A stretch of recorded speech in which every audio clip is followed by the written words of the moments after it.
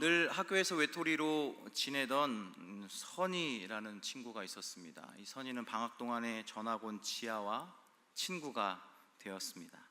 서로 이야기도 많이 나누고 집에도 놀러 오고 이 손톱에 봉숭아물도 같이 드릴 정도로 굉장히 친해졌습니다. 밤에는 이제 한 이불 속에서 서로에 대한 비밀 얘기도 나눌 수 있을 정도로 친해졌습니다. 선이는 방학이 끝나지 않았으면 좋겠다는 생각을 했습니다. 그런데 개학을 하고 아이들을 만나고 나니까 지아가 변했습니다. 선이는 다시 그래서 외톨이가 되었고요. 느닷없이 선이는 지아에게 절교를 당하게 됩니다. 다시 관계를 회복하려고 무던히도 노력했지만 번번이 엇갈리면서 오해라는 것이 쌓여만 갑니다. 영화 이야기예요. 영화 이야기인데요. 이 오해라는 말의 뜻을 제가 좀 찾아봤더니 오해라는 말의 뜻은 이렇습니다.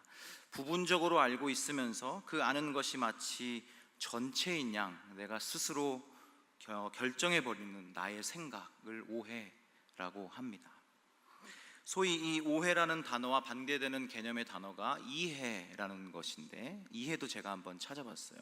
이해는요, 사물을 바라볼 때 밑바닥에서부터 꼭대기까지 전체를 보고 판단하거나 분별하는 것, 그것을 바로 이해라고 합니다. 이해. 그러니까 우리가 생각하는 이해와 그 오해라는 것은 그렇게 큰 차이를 가지고 있다는 것을 알 수 있죠. 이 자리에 말씀을 듣고 계시는 우리 성도님들 중에 오해를 안 받아보신 분은 아마 한 분도 안 계실 거예요. 아마 혹시 지금도 오해를 받고 계신 분들이 있으실까요? 또 반대로 다른 사람을 그렇게 오해해 보신 적이 있으신 분들도 분명히 이 자리에 계실 겁니다. 우리가 이 땅에 두 발을 디디고 살아가는 동안에 사람들은 그러고 싶지 않지만 오해라는 굴레 속에 그 자유로운 사람이 거의 없다라는 겁니다. 그럼 이 오해라는 굴레 속에서 오늘도 우리의 삶을 영위해 나가야만 한다면 이 오해를 바라보는 우리 성도들의 시각은 어떠해야 될까요? 세상 사람들이 이 오해로 인해서 나타나는 반응처럼 그렇게 똑같은 반응을 보이며 살아가야 하는 것인지, 아니면 내가 다른 사람을 오해할 수도 있는 일이 이 삶 속에서 드러나게 될 때에 이 부분을 어떻게 조절해 나가야 할 것인지, 그저 믿지 않는 사람들처럼 이 세상적인 방법으로 오해 때문에 갈등하고 반목하면서 그렇게 살아가야 되는 것인지. 오늘 같이 봉독하신 말씀에 나오는 사도 바울과 고린도 교회 성도들 사이에 벌어지고 있는 이 문제들을 이 사도 바울이 어떻게 풀어나가는지에 대한 영적 진리를 오늘 말씀을 통해서 우리가 한번 함께 나누고자 원합니다.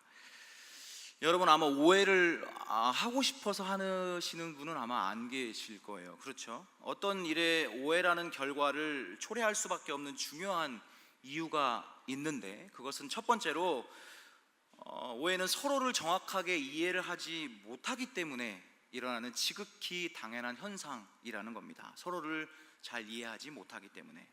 오늘 말씀 11절 말씀을 같이 한번 읽어볼까요? 스크린에 나올 텐데요. 같이 읽어보겠습니다. 시작.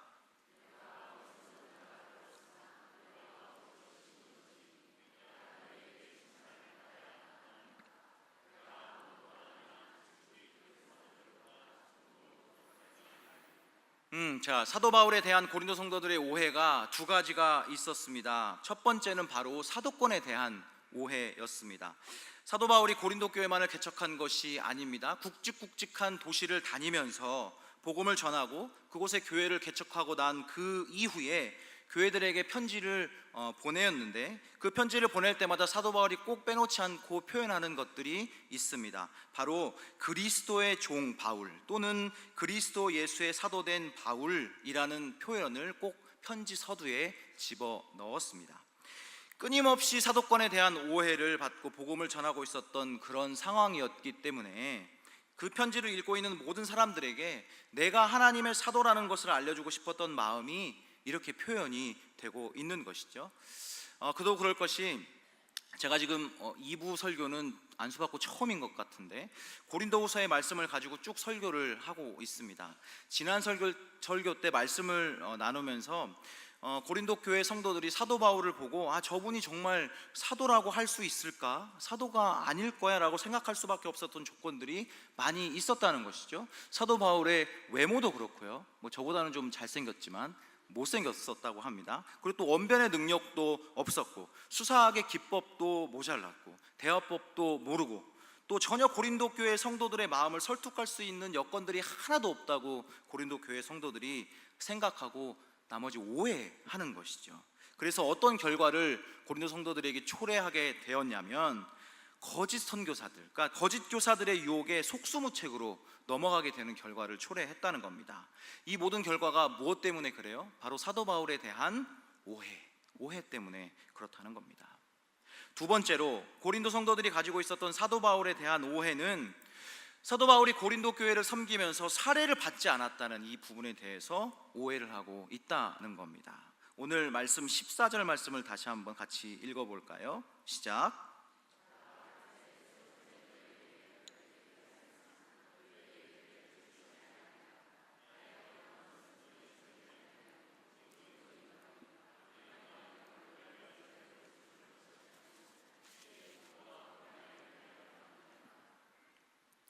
여러분도 아시는 것처럼 사도 바울이 고린도 교회를 섬길 때 사례를 받지 않았습니다. 그 이유는요, 사도 바울이 물질적으로 풍부해서가 아니었습니다. 이제 막 해산의 고통을 통해서 복음으로 잉태된 그 소중한 영혼들의 아직 그 믿음으로 성숙함이 없었기 때문이었습니다. 그래서 혹시라도 복음을 전하는 사도들이, 하나님의 사도들이 사례를 받고 사역한다라는 그 측면이 그 영혼들에게 오해와 또 상처가 될까봐, 그것 때문에 그 영혼들이 한 영혼이라도 실족할까봐 바울은 그것이 두려워서 고린도 교회에서 사례를 받지 않고 사역을 했던 것입니다. 오히려 믿음이 성숙했던 마게도냐 사람들이나 아니면 아가야 성도들, 그리고 그 성도들이 보내줬던 그 선교 헌금을 가지고 삶을 연명해가면서 고린도 교회에 사역을 하고 있었던 겁니다. 이 얼마나 귀하고 귀한 마음입니까? 자, 그런데 문제는요, 그런 모습을 가지고 사역하는 사도 바울을 이해하고 긍휼히 여기는 것이 아니라 고린도 교회 성도들로 하여금 얼토당토하는 그런 오해의 목소리들이 들려지기 시작하는 겁니다. 설마 사도 바울이 사례를 받지 않기로 했다고는 하지만 혹시 우리 몰래 뒤로 살짝 빼돌리는 거 아니요?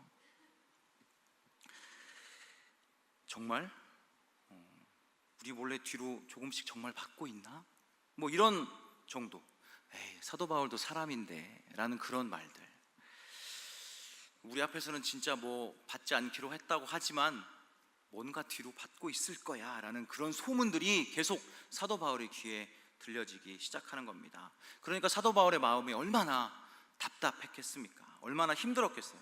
그런 힘든 마음을 오늘 말씀 14절 이후부터 고린도 교회 성도들에게 내 말을 좀 들어봐라 라고 이렇게 한탄하는 말씀이 적혀 있는 겁니다. 뭐라고 이야기하냐면, 고린도 교회 성도 여러분, 나 사도 바울은 이제 세 번째로 여러분을 방문할 준비를 다 마쳤습니다.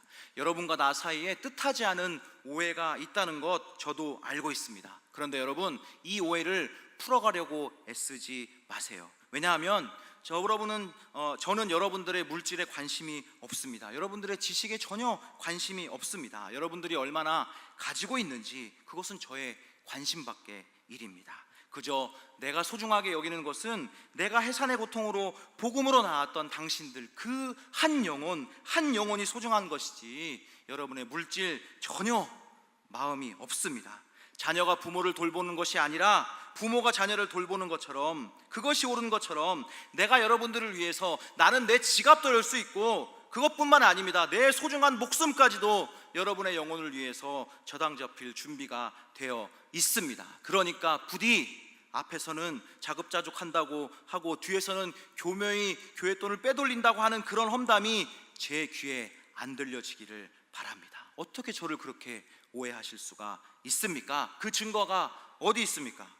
내가 누군가를 보내서 여러분들을 속이거나 여러분들의 것을 빼앗거나, 아니면 내가 보냈던 디도라든가 아니면 다른 사도들이, 신실한 동역자들이 여러분들의 무엇인가를 빼앗고 거짓을 일삼았던 적이 혹시 있습니까?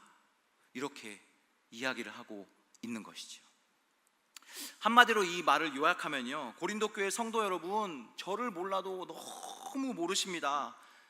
내가 이렇게 생겼다고 해서 나를 이것만 보고 전체를 파악하면 어떡합니까? 내 인격이 그렇다라고 생각해버리면 어떡하란 말입니까?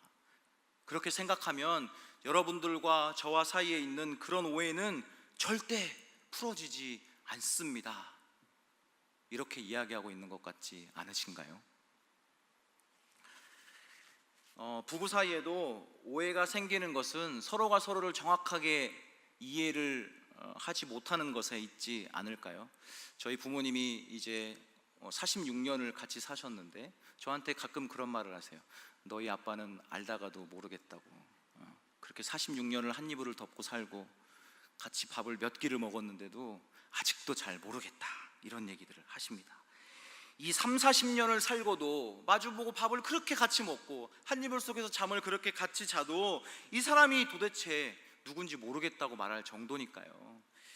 여러분, 마태복음 16장에서 예수님께서 제자들에게 물어보았던 그 질문에 대한 군중들의 대답이 좀 이해가 될 것 같습니다. 마태복음 16장에 이렇게 나와 있어요. 하루는 예수님이 제자들과 함께 가이사랴 빌립보라는 곳에 이렇게 다니시면서 제자들에게 이렇게 이야기합니다.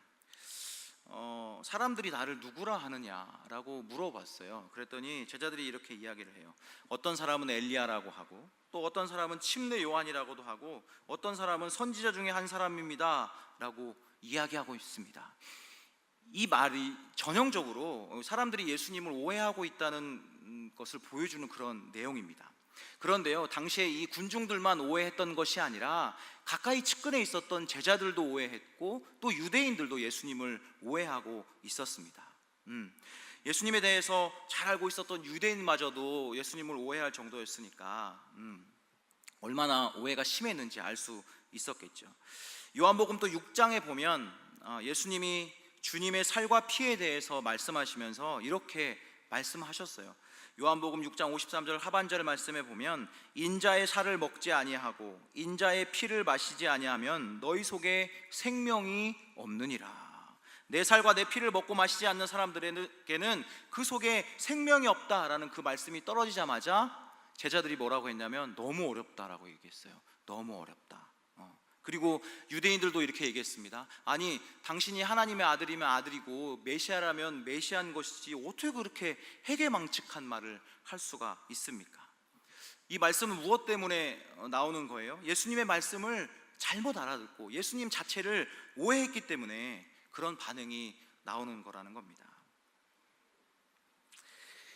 예수님의 말씀을 자의적으로 그냥 내 뜻대로 해석해버리고, 예수님이 이렇게 얘기한 거구나, 예수님의 뜻이 이런 거구나 라고 스스로 확신하고 그것이 전체인 양, 예수님은 살을 먹고 피를 마시는 식인종인 것처럼 그렇게 오해를 해버리고 마는 것이죠.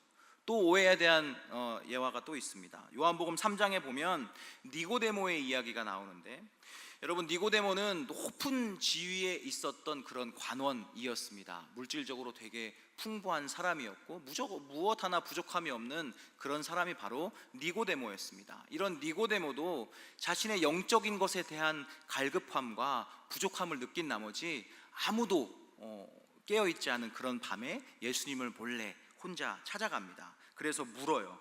랍비여, 어떻게 해야 내가 영생을 얻을 수 있겠습니까? 라고 물어봅니다. 그런데 주님이 이렇게 말씀하십니다. 사람이 거듭나지 아니하면 하나님의 나라를 볼 수가 없다. 하나님 나라에 들어가기 위해서는 거듭나야 된다 라고 이렇게 대답을 해줍니다. 이 말을 듣고 니고데모의 반응이 어땠냐면 예수님의 말씀을 오해하고 이렇게 얘기를 해요. 아니, 내가 지금 나이가 몇인데 또다시 어머니 뱃속에 들어갔다 나오라고 그렇게 이야기하는 거지. 사랑하는 성도 여러분, 우리 한번 생각해 볼까요? 여러분도 제가 위에서 예화를 들었던 그런 유대인들처럼, 또 니고데모처럼, 그런 군중들처럼 주변에 있는 다른 성도들과의 관계 속에서, 또 부부간의 관계 속에서, 또 여러분이 일하고 있는 일터의 직장 동료들과의 관계 속에서 이런 오해들이 있지 않으십니까? 그런데 반드시 기억하셔야 될 것은 그 오해가 여러분의 마음속에 머물게 되고 그것이 되새김질 되어지고 오래 품으면 품을수록 나를 포함해서 그 오해를 하고 있는 상대방까지 죽음과 파멸의 길로 몰아가게 되는 사단의 전략인 줄로 생각하셔야 된다는 겁니다. 여러분, 이것에 대해서 깨어 있으셔야 됩니다. 오해를 품는 순간, 아니 왜 이 사람은 그렇게밖에 할 수 없었을까라고 이해하려는 그 마음 자체를 가지려 하지 않는 겁니다. 내가 그래서 이해하는 그 안에서 오해를 하는 부피가 점점 더 커져가는 것이죠. 그래서 내가 생각하고 있는 것이 진실이다라는 것을 밝혀내기 위해서 내 마음과 내 생각이 그렇게 죄악됨으로 움직일 수밖에 없는 것이 우리 인간이고 오해하는 사람의 속성이다라는 겁니다. 그래서 그 오해를 묵상하면 안 된다는 겁니다. 그것은요, 다시 말씀드리면 나뿐만 아니라 오해의 대상인 그 사람도 죽어가고 파멸의 길로 몰아가는 사단의 전략이다라는 사실을 기억하고 계셔야 된다는 겁니다. 이렇게 하면 누가 좋아할까요? 하나님 기뻐하실까요?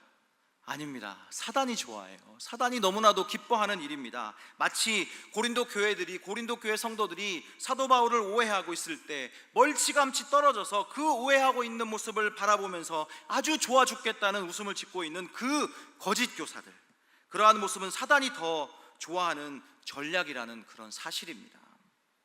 여러분들 잘 알고 계시기 바랍니다. 잘 기억하고 계시기 바랍니다. 조금만 더 상대방을 알아가면 그 사람을 이해할 수 있는 것이고요, 그 사람을 이해하면 그 사람을 인정할 수 있게 되고, 그 사람을 인정하면 그 사람을 품을 수 있게 되고, 그 사람을 품으면 그리스도의 사랑으로 못 덮을 것이 없다라는 것이죠. 그럼에도 불구하고 우리는 왜 노력조차 하지 않는 걸까요? 알아가면 인정할 수 있고, 인정하면 이해할 수 있고, 이해하면 품어줄 수 있고, 품어주면 사랑으로 덮을 수 있기 때문에 끊임없이 사단은 그렇게 하지 못하도록 우리에게 오해의 굴레라는 실타래를 풀지 못하도록 계속 던져주고 있다라는 겁니다. 그런 것을 꼭 기억하시기 바랍니다. 소망하기는 우리 강남중앙 침례교회에 있는 모든 성도들이 오해의 굴레로부터 완벽하게 자유로워질 수 있기를 간절히 소망합니다. 오해의 굴레로부터 완벽하게 자유로워질 수 있기를 간절히 소망합니다. 왜 저 사람이 그렇게밖에 할 수 없었을까? 한 번쯤 더 이해하고 그를 더 알아가기 위한 이 내 작은 몸부림이 우리 교회 가운데 있게 될 때 끊임없이 풀리지 않을 것만 같았던 그 오해들이 하나씩 풀려가면서 아름다운 신앙만 있고 아름다운 믿음만 있고, 그래서 더욱더 건강해지는 우리 교회가 되는 줄로 믿으시기를 바랍니다. 세상 사람들은 오해를 풀어가는 방법이 다양합니다. 다양한 방법으로 오해를 풀어가지만 근본적으로 이 문제를 해결할 수 있는 방법이 있는데, 오늘 우리가 함께 읽은 이 말씀을 통해서 배울 수 있는 두 번째 영적 진리라고 말씀드릴 수 있습니다. 바로 오해는 참음으로 해결된다는 겁니다. 뭘로 해결된다고요? 참음. 오해는 뭘로 해결된다고요? 참음. 여러분 피곤하시죠? 네, 참으셔야 됩니다.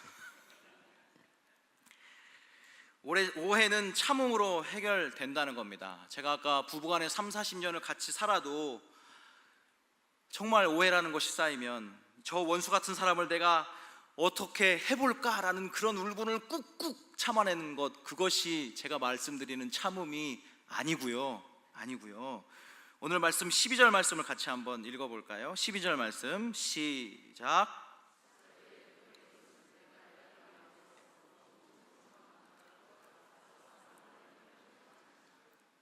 이 말씀은 무슨 말씀이냐면, 고린도 교회 성도들이 사도 바울이 사도성이 없다고 이야기하니까 사도 바울이 이렇게 이야기하고 있는 겁니다. 사도로서 능력과 기적과 이적을 행한 것을 너희들이 보지 못했느냐? 사도의 조건을 내가 가지고 있다라는 것입니다. 그런데 그러한 조건보다 더 먼저 기록된 것이 바로 참음입니다. 참음. 뭐라고요? 참음. 오늘 우리가 읽지 않았지만 사도 바울이 그렇게 행하고 있는 고린도 교회 성도들을 바라보면서 얼마나 마음이 답답하고 화가 났는지 고린도후서 13장 2절 말씀에 보면 이 정도로 화가 나 있구나 라는 말씀이 기록되어져 있습니다. 제가 읽어볼게요.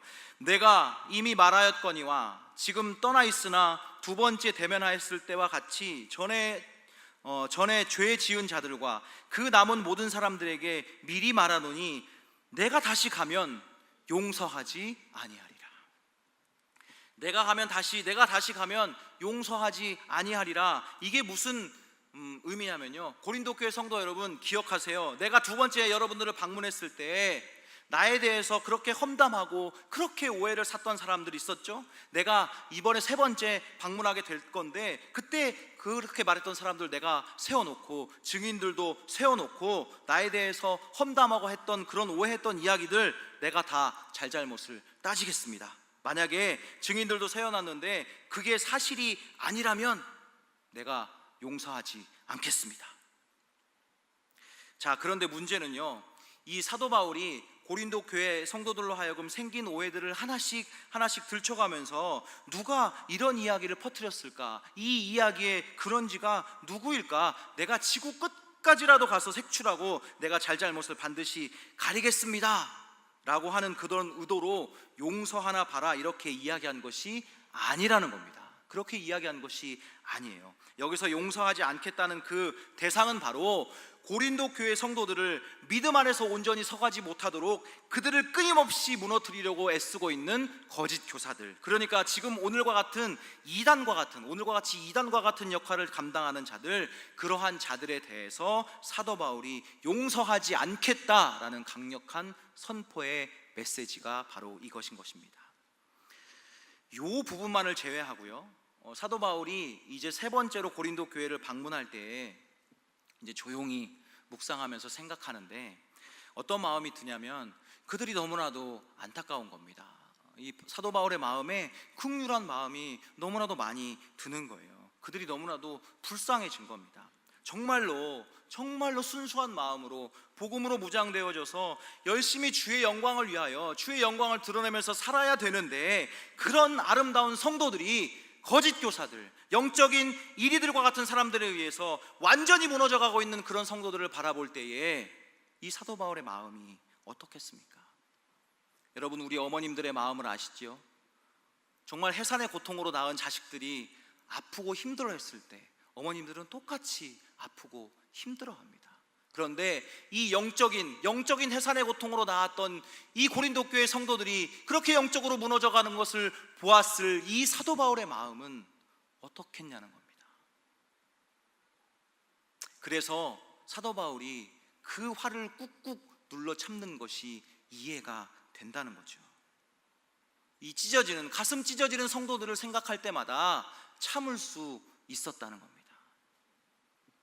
오늘 말씀 12절에 나와 있는 이 참음이라는 단어의 헬라어는 히포모네라고 하는데요. 히포모네.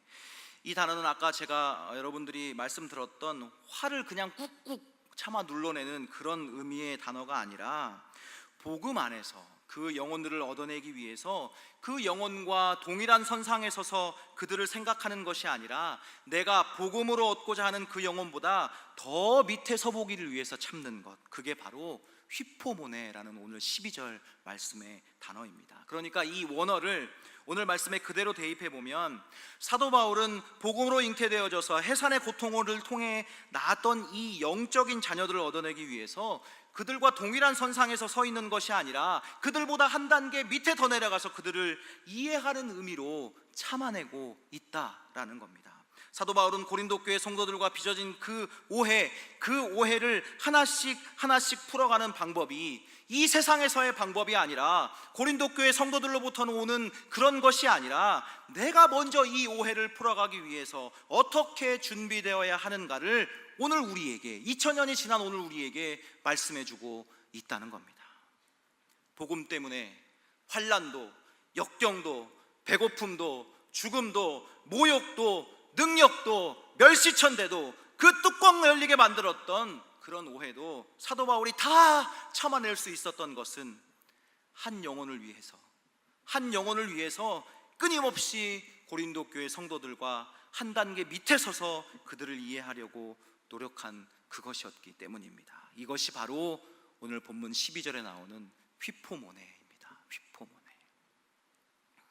사도행전 19장 말씀에 보면 사도 바울이 에베소 교회에서 사역한 내용이 쭉 나와 있습니다. 여러분, 사도 바울이 에베소 교회에서 얼마나 큰 능력들을 행했는지 여러분 익히 잘 알고 계시죠? 병자들을 치유했고 귀신들을 축출했고, 또 심지어 사도 바울이 쓰고 있었던 그 손수건이나 앞치마를 병자에게 올려놓기만 하면 그 병자들이 벌떡벌떡 일어나는 그런 기적들을 많이 행한 것을 알고 계실 겁니다. 그런 능력이 사도 바울에게 있었다라는 겁니다. 그러니까 사도 바울은 자신에 대한 그런 오해가 생길 때마다, 능력이 없다는 그런 오해가 생길 때마다 이것을 얘기하면서 내가 행한 것들 봤지, 너희들이 할 수 없는 기사와 기적과 이적들 내가 행한 것 봤지, 그러니까 하나님이 내게 허락하신 사도성에 대해서 너희들 오해하지 마, 수군거리지 마, 거짓 교사의 말에 유혹되지 마 라고 그렇게 왜 말할 수 없었겠습니까? 그런데 참아요. 그런데 기다립니다. 왜 그랬을까요? 왜? 여러분, 부부간의 이야기를 자꾸 말씀드려서 죄송한데, 부부 사이에도 오해가 생기는 이유가 있잖아요. 아내의 입장에서 보면 하루 종일 애들 뒤치다거리 하다가 이제 내가 택시기사인지 뭐인지도 모를 정도로 애들을 태우고 이쪽 저쪽으로 다니죠. 그리고 파김치가 돼서 집에 돌아오면 이건 집인지 돼지우리인지 모를 정도로 정리가 안 돼 있고, 또 그런 찰나에 또 남편이 회사에서 퇴근하고 돌아와가지고 이 아내에게 여보 수고했어 라고 따뜻하게 말 한마디 해주면 좋은데 집안 꼴이 이게 뭐냐 이렇게 얘기를 하고요. 또 이 검열의 눈초리를 주방 쪽으로 또 보내면서 저기 한라산보다 백두산보다 높이 쌓여있는 그 설거지를 보면서 한숨을 푹 쉬고 안방으로 들어가 버릴 때 그 아내들은 어때요? 뒤통수를 한 방 때리고 싶지만 정말 억정이 무너져 내리는 그런 마음을 참아가면서, 그런데 이 아내의 마음을 우리 남편들 이해해 보신 적 있으신가요? 남편들은 또 어때요? 하루 종일 가정을 책임진다고 뛰고 달리고, 그렇죠. 점심이 뭐예요? 빵 한 조각, 그냥 삼각김밥 하나 때려 놓고 한 건이라도 더 계약을 성사시키려고 체결하려고 온종일 뛰어다니고, 그냥 심한 모욕 그런 거 다 참으면서 그렇게 가족들을 위해 헌신하고, 이제 가족들을 볼 요량으로 집에 돌아왔는데 여보 수고했어요 이렇게 한마디 하는 것이 아니라, 여보 너무 월급이 쥐꼬리만큼 돼가지고 내가 너무 힘들어요. 옆집 개똥이네 아빠는 승진했대던데, 옆집 개똥이네는 차도 새 차로 바꿨대던데. 그러면 남편이 꾹꾹 눌러가면서 참아가면서 이렇게 이야기하죠. 여보 새 차로 바꿔줄게, 조금만 기다려, 보너스 나오잖아. 그런데 이 현명했으면 좋을 것 같은 아내가 아 그래요 뭐 수고 많아 이러면 좋을 텐데 또 한마디 하죠. 어느 세월에 흥. 남편의 입장에서 아내들이 한번 서보시려고 노력하신 적 있으신가요? 이 사도 바울이 고린도 교회 성도들을 오해를 풀어내기 위해서 참는 것, 바로 상대를 조금 더 이해하고 상대의 입장에서 고려할 뿐만이 아니라 더 알아가는 것뿐만 아니라 그 사람들의 밑에 서보려는 그 결단으로서의 참음이 오늘 사도 바울이 이 오해를 풀어가는 해법으로 우리에게 주는 영적 진리인 줄로 여러분들 믿으시기 바랍니다. 여러분, 제가 강남중앙침례교회 평신도로 온 지 이제 13년 정도 되었어요. 그래서 이제 또 사역을 하고 있는데 저를 여러분이 다 알 거라고 생각하지 않습니다. 저도 여러분을 다 안다고 말할 수 없겠죠. 그렇기 때문에 서로를 더 알아가려고 맞춰가고 있는 것이고요. 또 부부지간에도 마찬가지 아니겠습니까? 여러분들이 몸 담고 있는 직장에서의 동료들과도 마찬가지일 것이고요. 사랑하는 성도 여러분, 그렇습니다. 늘 옆에 있기 때문에 그 사람이 소중한 줄을 몰라요. 없으면 그 사람이 소중한 줄 아는 겁니다. 그렇기 때문에 우리가 바라보는 모든 관계 속에서 오해라는 것을 우리 그리스도인으로서 어떻게 해결해 나가야 될 것인가?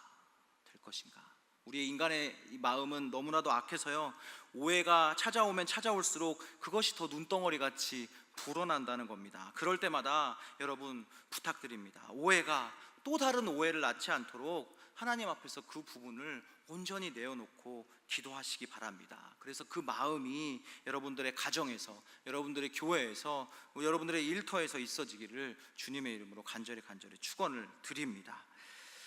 부부간에, 또 부모와 자식 간에, 또 자녀들은 또 우리 성도들 간에 서로의 입장에서 한번 그들이 신고 지내보았던 그 신을 한번 신어봄으로 말미암아서 이분들이 이런 아픔이 있었구나, 이분들이 이런 위로가 필요하구나 라는 것을 서로가 더 잘 알아가려는 그런 노력이 있을 때에 여러분 이번 한 주간 이 휘포맨에 내가 그 사람보다 더 아래에 서는 것, 그래서 서로를 이해하는 것, 언더스탠드, 이런 삶을 살아가시기를 주님의 이름으로 간절히 부탁을 드립니다. 그래서 하나님이 가장 기뻐하시는 그런 삶의 연속들을 이루어내시기를 주님의 이름으로 부탁을 드립니다.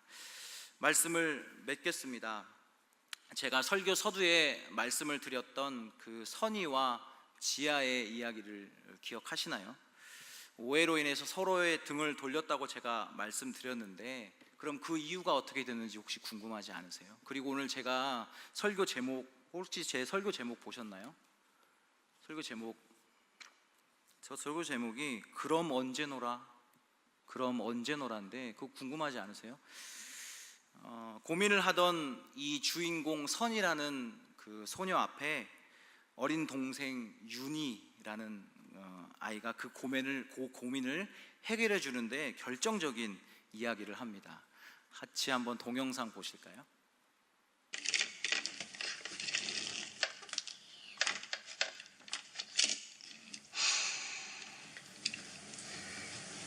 화질이 좀 안 좋아도 이해하시기 바랍니다. 너 왜 계속 연우랑 놀아? 응? 아니, 연우가 너 계속 다치게 하잖아. 맨날 상처 내고 때리고 장난도 너무 심하고. 이번에 나도 같이 때렸는데.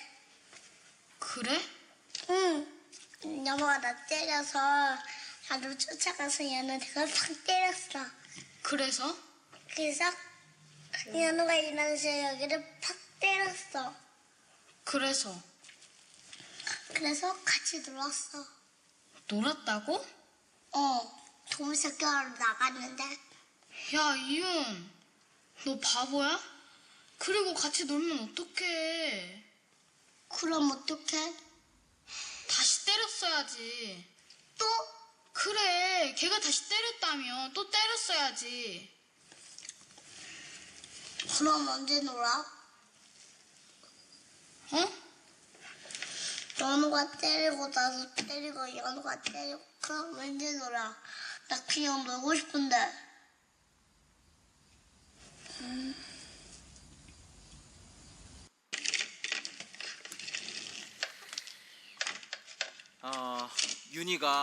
윤희가 그 자신을 멍들게 했던 그 연우와 한 대씩 주고받고 때리면서, 그럼에도 불구하고 보물 찾기를 한다고 같이 나가서 놀 수 있었던 건요, 그들이 목적이 서로 같았기 때문입니다. 놀기 위한 것, 그 목적으로 서로를 이해했기 때문에 그럴 겁니다. 선이와 지아도 그럴 수 있을 거라고 생각이 됩니다. 여러분, 하나님이 우리에게 서로 화목하라고 말씀하셨습니다. 마태복음 5장에 예배하기 전에, 예물을 드리기 전에 서로 화목하라 라고 말씀하셨습니다. 사랑하는 성도 여러분, 서로 오해하는 마음이 있으면 그런 마음으로 연우와 또 윤희처럼 서로 한 대씩 계속 때리다 보면 언제 같이 놀려고 하십니까? 같이 놀기 어렵습니다. 예배 드리기 어려워집니다. 하나님이 예배하기 전에 화목하지 않으면 그 예배를 받으시지 않는다는 겁니다. 서로 오해하고 오해가 깊어지고 예배하지 못하면 말씀 보지 못하고 말씀 보지 못하면 기도하지 못하기 때문에 점점 심령이 상해 간다는 겁니다. 오해받는 사람, 오해하는 사람 다 마찬가지예요. 심령이 상하게 되면 결국 좋아하는 것은 사단밖에 없다는 겁니다. 멸망밖에 없다는 겁니다. 여러분, 언제 놀려고 하십니까? 그러면 언제 기도하려고 하십니까? 서로를 이해하는 것, 언더스탠딩, 한 단계 밑에서, 밑둥에서부터 전체를 보고 이해하는 것, 같이 놀고 같이 예배하고 같이 교제하는 하나님이 기뻐하시는 우리 모두가 되시기를 주님의 이름으로 축원합니다.